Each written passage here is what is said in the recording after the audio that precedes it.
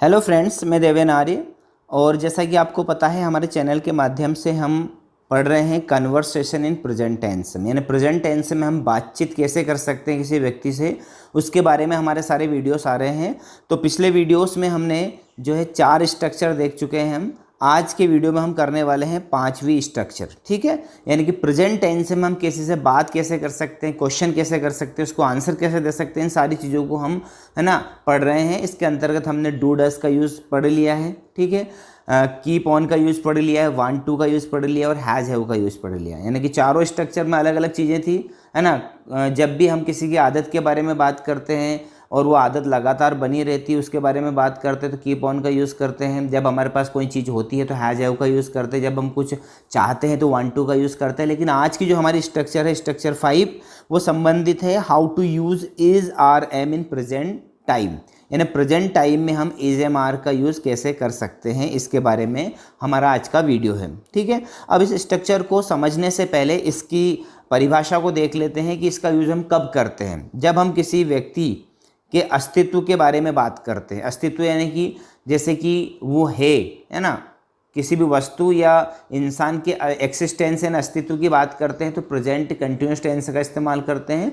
लेकिन इसकी खास बात यह है कि इसमें प्रेजेंट कंटिन्यूस टेंस की हेल्पिंग वर्ब तो लगती है, लेकिन मेन वर्ब नहीं होने के कारण वर्ब की फर्स्ट फॉर्म में आईएनजी नहीं लगती है, ठीक है। या फिर उस व्यक्ति की मनोदशा के बारे में बात की जाती है, जैसे कि वो अच्छा है, बुरा है ना, ईमानदार है, बेईमान है, खुश है, नाराज है ना, वो किसी नौकरी पेशे में है या किसी व्यवसाय से जुड़ा है। इन सारी चीज़ों की बात जब भी हम करते हैं तो हम प्रेजेंट कंटिन्यूस टेंस का इस्तेमाल करते हैं। यानी हम किस वर्ब का इस्तेमाल करते हैं, हेल्पिंग वर्ब का, इज आर एम का। लेकिन वर्ब की फर्स्ट फॉर्म में आईएनजी नहीं लगाना। सिर्फ हम बात कर रहे हैं एक्सिस्टेंस की, यानी कोई कंटिन्यूस कोई क्रिया नहीं चल रही यहाँ पर, सिर्फ एक्सिस्टेंस। जैसे कि मैं अच्छा हूँ, मैं बुरा हूँ, मैं शिक्षक हूँ, मैं राजा हूँ, मैं फ़कीर हूँ, है ना। इस प्रकार की सारी चीज़ों के बारे में जब भी हमें बात करनी होती है या उनसे पूछना होता है सामने वाले से, तो हम इस टेंस का इस्तेमाल करते हैं। तो स्ट्रक्चर समझ लेते हैं।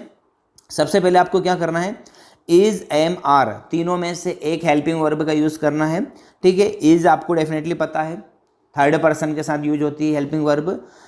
एम जो है वो फर्स्ट पर्सन के साथ यूज होती है और आर जो होती है वो सेकंड पर्सन के साथ यूज होती है। यदि आपको फर्स्ट, सेकंड, थर्ड पर्सन देखना है तो पिछले वीडियोस में मैंने इनको बताया है ना। आप चैनल को सब्सक्राइब करेंगे तो आपको वहाँ पर प्लेलिस्ट में जाकर सारे वीडियो मिल जाएंगे।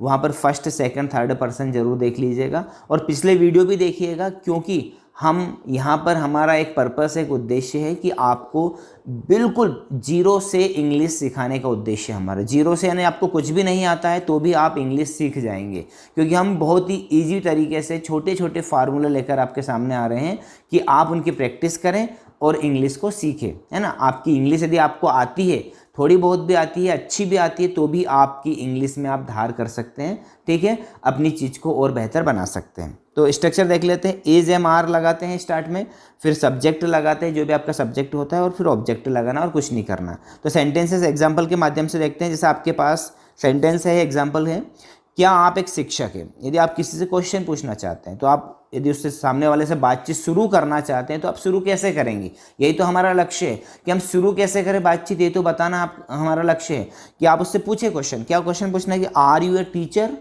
Are you a student, are you a doctor, है ना। इस प्रकार के क्वेश्चन उनसे हम पूछ सकते हैं। यदि हमको अनुमान लग रहा है कि ये व्यक्ति है ना किसी यूनिफॉर्म में, और हम उससे पूछें कि आर यू ए पुलिस, है ना, उससे पूछ सकते हैं, तो आपके क्वेश्चन बन सकते हैं। क्वेश्चन बन जाएंगे तो आप बातचीत करना सीख जाएंगे। क्या तुम कमरे में हो, are you in the room, ठीक है। क्या वहाँ खुश है, अब वहाँ के लिए लड़का भी हो सकता है, लड़की भी हो सकती है, तो ही भी लगा सकते हैं, शी भी लगा सकते हैं। अब थर्ड पर्सन है तो इज लगा दिया हमने। इज ही और शी हैप्पी, ठीक है। आगे बढ़ते हैं और एग्जाम्पल है, क्या राम एक ईमानदार व्यक्ति है। हमने राम के गुण के बारे में बात की, तो is Ram an honest man. अगला है, क्या मैं पागल हूँ, ठीक है। अब मैं क्या शब्द है, मैं एक पर्सन है और वो पर्सन कौन सा है, फर्स्ट पर्सन है, तो फर्स्ट पर्सन के स्टार्ट में एम लगता है।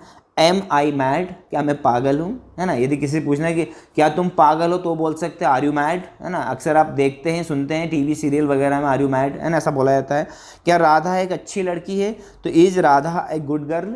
इस प्रकार के क्वेश्चन है ना, हम किसी व्यक्ति के गुण के बारे में जब बात करते हैं, उसके एक्सिस्टेंस के बारे में बात करते हैं, किसी वस्तु के गुण के बारे में, किसी वस्तु के एक्सिस्टेंस के बारे में बात करते हैं, किसी जगह के एक्सिस्टेंस के बारे में बात करते हैं, तो इस प्रकार की स्ट्रक्चर से ही आप क्वेश्चन पूछ सकते हैं। ठीक है, अब आगे बढ़ते हैं। क्वेश्चन तो हमने पूछ लिया, अब हमारे पास एफर्मेटिव सेंटेंस है भी। एफर्मेटिव सेंटेंस यानी कि हमारे पास आंसर भी है ना। एक सिंपल वे में, सिंपल तरीके से हम किसी से बातचीत करते हैं तो उसके लिए भी हम इस स्ट्रक्चर का इस्तेमाल करते हैं। स्ट्रक्चर में क्या है देख लेते हैं। जैसे हमको बोलना है कि सुमित मेरा भाई है। अब सुमित इज़ माय ब्रदर। अब यहाँ पर इज़ है, लेकिन ऐसा कभी नहीं करना है कि इज़ है तो हमको वर्ब की फर्स्ट फॉर्म में आई ढूंढ रहे हैं, कहाँ लगाएं, नहीं। इज़ है यानी कि यहाँ पर सिर्फ एक्सिस्टेंस के बारे में बात हो रही है, उससे संबंध के बारे में बात हो रही है, उसकी स्थिति के बारे में बात हो रही है कि वो मेरा भाई है। ठीक है, अगला है मोहन एक डॉक्टर है। अब यहाँ पर क्या है, एक पेशा है उसका, यानी कि नौकरी पेशा इसको अपन बोलते हैं, मनी वाला पैसा नहीं है ना, वो पैसा है और ये पेशा है। ठीक है, तो यहाँ पर बात करते हैं Mohan is a doctor. Sunil एक मंत्री है। सुनील भी एक जो है गुण रखता है, उसका एक पेशा है कि वो सुनील इज़ अ मिनिस्टर। ठीक है, दीपिका एक अभिनेत्री है। सभी जानते हैं दीपिका पादुकोण एक एक्ट्रेस है, तो यहाँ पर हम लिख सकते हैं कि दीपिका इज़ एन एक्ट्रेस। ठीक है, तुम बहुत सुंदर हो। यहाँ पर किसी के गुण के बारे में बात होती है तो भी हम लिख सकते हैं कि यू आर सो ब्यूटीफुल, है ना। यू आर वेरी ब्यूटीफुल भी कर सकते हैं, यू आर सो ब्यूटीफुल भी कर सकते हैं। ठीक है, आगे बढ़ते हैं। मैं तुम्हारा शिक्षक हूँ। I am your teacher. ये हो गया इस प्रकार के सेंटेंस जिसमें हम इज एम आर का यूज़ करते हैं, क्वेश्चन पूछने के लिए भी करते हैं और एक सिंपल वे में भी। एफर्मेटिव सेंटेंस भी जब हम बोलते हैं तो आप अधिकतर आपके दिमाग में, आपकी ज़ुबान पर इज एम आर के साथ में वो आपकी फर्स्ट फॉर्म में आईएनजी चलती रहती है, तो उसको हटाना है ना, वो कन्फ्यूजन दिमाग से ख़त्म करना है। जब वर्ब नहीं होगी तो आईएनजी नहीं लगाना है, क्योंकि यहाँ पर सिर्फ एक प्रेजेंट टाइम की बात हो रही है, उस व्यक्ति के अस्तित्व की बात हो रही है। चलिए अब आगे बढ़ते हैं। कुछ क्वेश्चन ऐसे होते हैं जिनमें WH वर्ड्स का भी इस्तेमाल करना पड़ता है। सिर्फ is am are, do does, है ना। डू डज वाले में भी हमने देखा था कि WH वर्ड्स आए थे, इसी प्रकार इज एम आर वाले में भी आएंगे WH वर्ड्स। अब WH वर्ड्स में यानी कि क्वेश्चन पूछ सकते हैं कब, कहाँ, कौन, कैसा, है ना। इस प्रकार की चीज़ों के लिए हम WH वर्ड्स का इस्तेमाल करते हैं। तो आपके पास मान लो क्वेश्चन आपने पूछा कि मेरा मोबाइल कहाँ है, तो कैसे पूछेंगे कि वेयर इज़ माई मोबाइल। कहाँ के लिए वेयर, ठीक है। और आपका सब्जेक्ट से भी एक मोबाइल की बात हो रही है, इसलिए हमने यहाँ पर इज लगाया। ठीक है, राम कहाँ है, तो वेयर इज़ राम, इसमें हमने इज लगाया क्योंकि राम एक व्यक्ति है। और कहाँ यानी स्थान की जब बात होती है तो वेयर का यूज़ करते हैं, ध्यान रखिएगा। स्थान की बात हो तो वेयर का यूज़ किया जाता है। तुम कहाँ हो, वेयर आर यू, है ना। अब किसी से हम कोई व्यक्ति, हम बहुत देर से उसका इंतजार करते हैं और जब वो बहुत देर बाद आता है तो हम उससे कहते हैं वेयर आर यू, है ना, यानी कि तुम कहाँ हो यार, कब से मैं तुम्हारा वेट कर रहा हूँ, तो वेयर आर यू इस प्रकार से बोलते हैं। यह क्या है, जब किसी चीज़ के बारे में बात होती है ना, जैसे हम चीज़ को देखकर थोड़ा सा अनकंफर्टेबल फील करते हैं, उससे बोलते हैं व्हाट इज दिस, है ना। यह क्या है, तो व्हाट यानी क्या, इज दिस यानी यहाँ है, तो यहाँ क्या है तो व्हाट इज दिस। तुम कौन हो, जब इंसान की बात होती है कि तुम कौन हो, तो हु आर यू। जब हम किसी स्ट्रेंजर से, किसी अजनबी से मिलते हैं, उससे पूछते हैं हु आर यू, तुम कौन हो, है ना। और यहाँ लड़का या लड़की कौन है, हु इज़ ही और शी, ठीक है। इस प्रकार से भी क्वेश्चन पूछ सकते हैं। हु इज़ ही, लड़के के बारे में बात हो तो हु इज़ ही, लड़की के बारे में बात हो तो हु इज़ शी, ठीक है। तुम कैसे हो, जब हम उसके स्वास्थ्य के बारे में बात करते हैं तो हाउ आर यू। इस प्रकार से क्वेश्चन हम पूछकर बिल्कुल एक सिंपल वे में, सरल तरीके से इंग्लिश सीख सकते हैं, इंग्लिश बोलना स्टार्ट कर सकते हैं। हम सिर्फ, हमारा फोकस क्या है, इंग्लिश बोलना शुरू कैसे करें, कैसे अपने आप को खुद मोटिवेट करें, अपने आप के अंदर कॉन्फिडेंस कैसे भरें। छोटे छोटे वाक्य बोलकर इन चीज़ों से कॉन्फिडेंस आएगा, कॉन्फिडेंस से, है ना, आपको थोड़ा सा साहस मिलेगा और आप इंग्लिश बोल पाएंगे। चलिए आगे बढ़ते हैं। अब आंसर यदि आपको देना है, किसी ने आपसे पूछा और आंसर आपको देना है, तो वस्तु के लिए जब भी आपको आंसर देना हो, है ना, जैसे उसने पूछा था कि वेयर इज़ माई मोबाइल, तो उसको आंसर कैसे देंगे वस्तु के लिए कि this is your mobile, this is your pen, this is your shirt, this is your shoes, this is your room, this is your house. इस प्रकार से आप उसको उत्तर दे सकते हो वस्तुओं के लिए, ठीक है। जब भी आपसे कोई क्वेश्चन पूछे कि where is my purse, where is my belt, where is my shirt, where is my room, है ना, इस प्रकार की चीज़ों को आप इस प्रकार आंसर दे सकते हैं कि दिस इज़ योर, है ना। इस प्रकार आगे कुछ भी लगा सकते हैं। यहाँ पर आपको डैश डैश में भर देना जो भी आपसे क्वेश्चन पूछा है। अगला है इंसानों के लिए।